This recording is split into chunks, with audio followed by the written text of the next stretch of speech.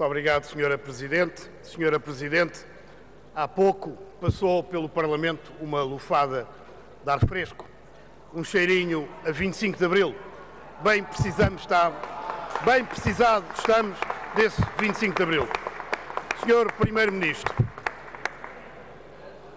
o seu Governo pode celebrar mais uma proeza,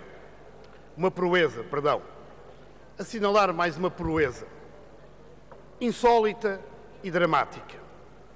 Ficámos a saber que em Portugal o número de desempregados que não recebem qualquer apoio do Estado, cerca de 1 milhão, é superior ao número oficial de desempregados, cerca de 900 mil. E é desse 1 milhão de portugueses que não têm qualquer apoio do Estado que eu lhe quero falar. Porque se nada for feito, esse 1 milhão de portugueses, em breve, engrossará as fileiras da pobreza e da miséria em Portugal. Diz-nos o Sr. Primeiro-Ministro, tranquilamente, bom, estamos a acelerar os mecanismos da empregabilidade, estamos a acelerar as reformas que combaterão o desemprego estrutural. Sr. Primeiro-Ministro, isso são apenas palavras. E o que esse 1 milhão de portugueses lhe pergunta e lhe exige são ações concretas. O Sr. Primeiro-Ministro está aí de braços cruzados, de braços caídos, atirando e deixando essas pessoas, esse 1 milhão de portugueses, à sorte da caridadezinha à lá doutora Joné. Isso não é política social. E o que eu lhe quero perguntar, Sr. Primeiro-Ministro, é se perante esta situação o senhor está disposto ou não a repor o subsídio de desemprego enquanto o trabalhador estiver desempregado e enquanto durar o seu desemprego. Sr. Primeiro-Ministro, tem a palavra.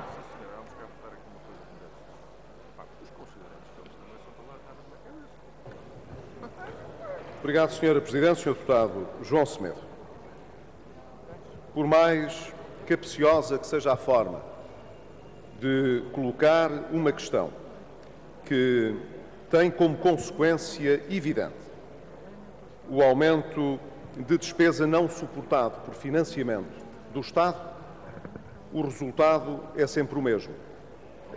A fórmula pode ser capciosa, mas o resultado é sempre o mesmo.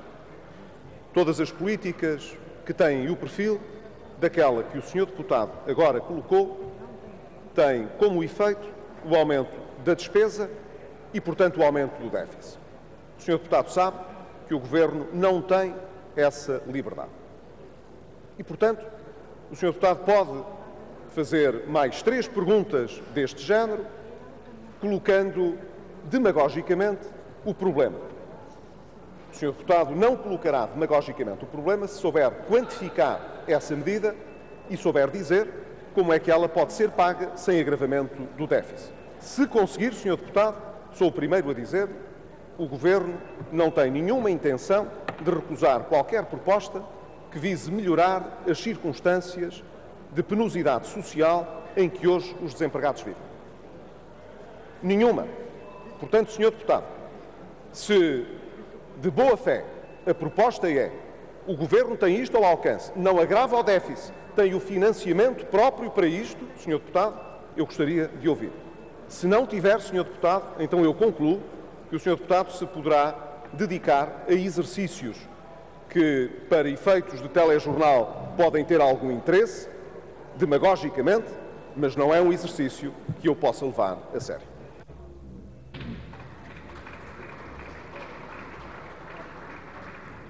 Sr. Deputado João Semedo, faz favor.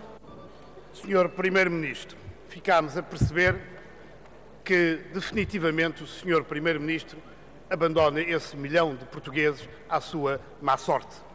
E, Sr. Primeiro-Ministro, é grave a sua afirmação, sobretudo porque é Primeiro-Ministro de um Governo que não hesitou em gastar 6,5 mil milhões de euros de dinheiros públicos para refinanciar, para recapitalizar a banca.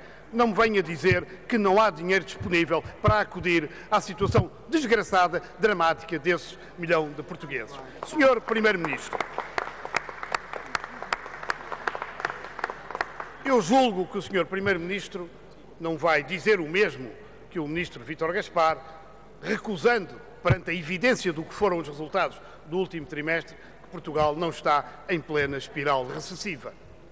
Não quero discutir isso consigo, seguramente não terá a coragem de nos dizer isso. Vai, com certeza, confirmar que estamos numa espiral recessiva.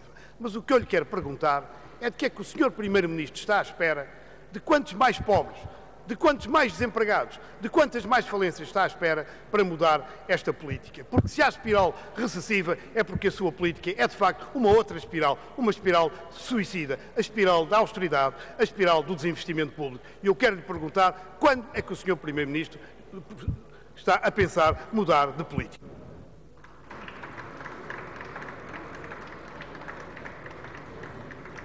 Sr. Primeiro-Ministro, tem a palavra. Obrigado, Sr. Presidente. Sr. Deputado João Semedo, o financiamento que, no âmbito do Programa de Assistência Económica e Financeira, foi dedicado à recapitalização de bancos portugueses, é um financiamento dedicado que não pode ser utilizado para qualquer outra finalidade. Este é o primeiro aspecto que é importante, o Sr. Deputado deve saber isto, evidentemente. Mas, por vezes, quando não é dada a explicação, as pessoas podem ficar a pensar, quando nos ouvem, ou sobretudo quando o ouvem a si, que podíamos utilizar o dinheiro que foi canalizado para a recapitalização da banca para outras despesas correntes do Estado. Isso não é verdade, não é possível. Porquê? Porque, na estrutura do Programa de Assistência Económica e Financeira, um dos objetivos essenciais, a par das reformas estruturais no país e a par do controlo da despesa pública, encontra-se o pilar da estabilidade financeira, sem a qual nós não conseguiremos também sobreviver à crise. Razão porque essa recapitalização foi feita a custos elevados para os próprios bancos, bastante elevados, de modo a não haver dúvidas sobre condições de equidade e de concorrência no espaço europeu ou no espaço nacional. Diz o Sr. Deputado que, havendo dinheiro para a banca, devia haver dinheiro para os subsídios de desemprego. Espero, Sr. Deputado, que esta forma demagógica de colocar o problema evite eu ter de responder a futuras questões que têm a mesma natureza. Depois o Sr. Deputado quis-me, de uma forma muito simpática, convidar a fazer assim uma espécie de comentário sobre a questão da espiral recessiva. Ó, Sr. Deputado, mas eu já abordei o tema aqui no Parlamento. E posso recordar aquilo que tem sido a minha afirmação nesta matéria. Ninguém pode afastar a possibilidade de uma espiral recessiva.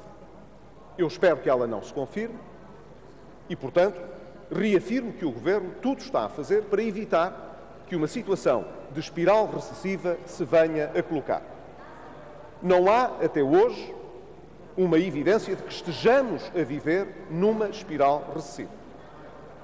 E, portanto, Sr. Deputado, é claro aquilo que tem sido a comunicação do Governo.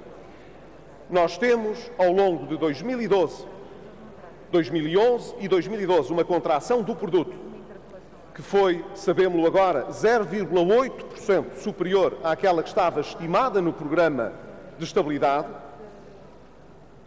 Aliás, peço desculpa, que estava prevista no Programa de Ajustamento da Assistência Económica e Financeira e que está de acordo com aquilo que têm sido as comunicações do Governo português no âmbito do semestre europeu. Estamos a lutar para que um momento de inflexão na nossa atividade económica possa chegar. Não tivemos a perspectiva até hoje de ter uma queda do produto em 2013 que fosse superior à de 2012. E, portanto, não vejo que estejamos a viver um processo com esses contornos. Mas, Sr. Deputado, esses riscos existem no horizonte e temos de os combater. E a melhor maneira de os combater é, do ponto de vista do Governo, conseguir aliviar a restrição financeira à economia portuguesa. Este é o aspecto essencial. Mas se o Sr. Deputado tiver, evidentemente, uma solução que seja mais efetiva e operacional, cumprindo, evidentemente, os limites do déficit, cumprindo a necessidade de não agravar o endividamento público, Sr. Deputado, eu estarei muito atento a ouvir, porque o Governo também sabe ouvir.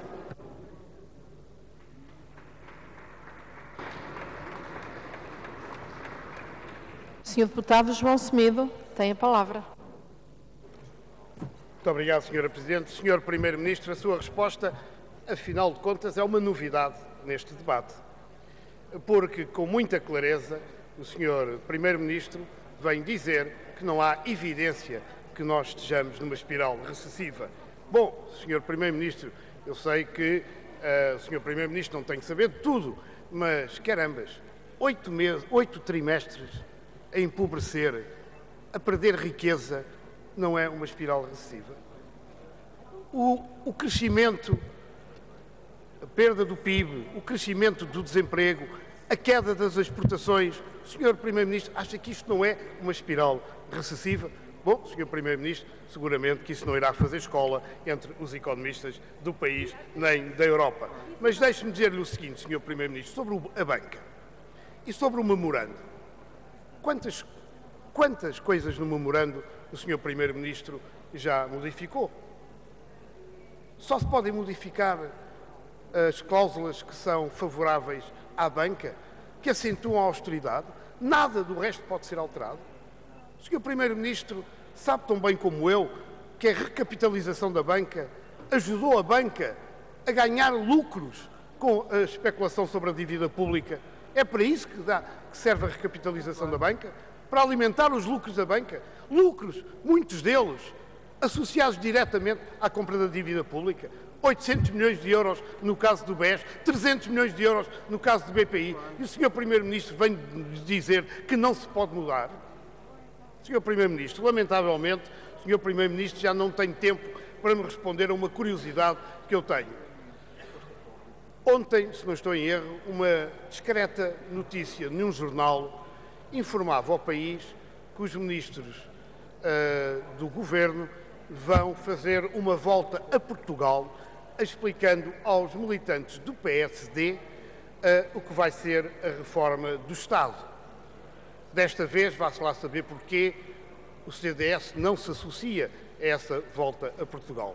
Mas eu queria lhe perguntar, Sr. Primeiro-Ministro, terá um dia, e talvez nesta volta a Portugal, a possibilidade de me explicar o que é que o Sr. Primeiro-Ministro vai dizer aos militantes do PSD que ainda não tenha podido dizer ao Parlamento e ao país.